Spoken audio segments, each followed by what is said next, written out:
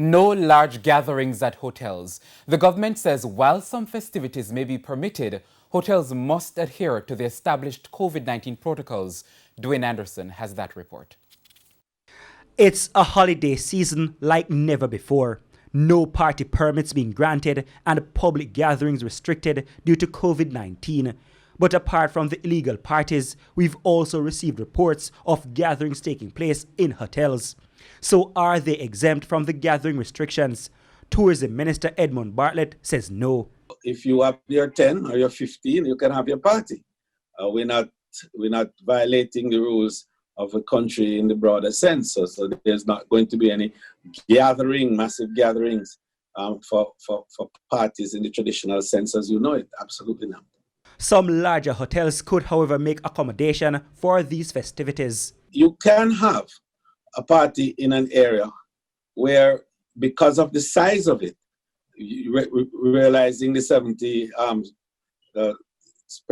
of the capacity and the 113 feet that we're talking about, square feet we're talking about.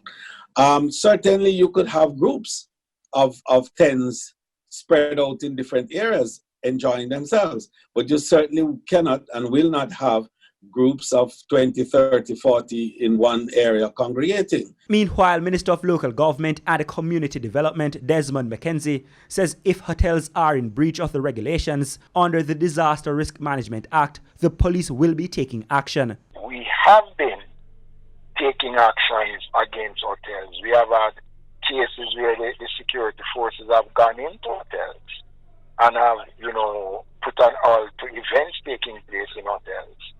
Because of the protocols not being observed. So yes, we are monitoring those. Dwayne Anderson, TVJ News.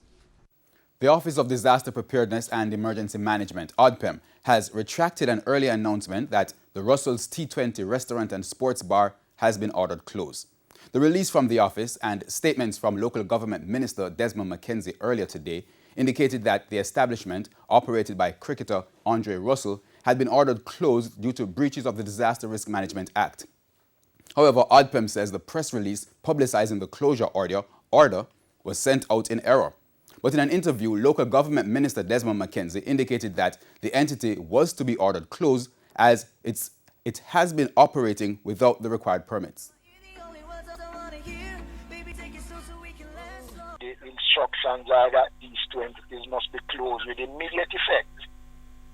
And until they meet the requirements, they will not be allowed to be reopened. The St. Catherine Municipal Corporation has no record of any application, nor the KSMAC has any record of any application for any amusement license or permit whatsoever, because there are no nightclubs supposed to be operating.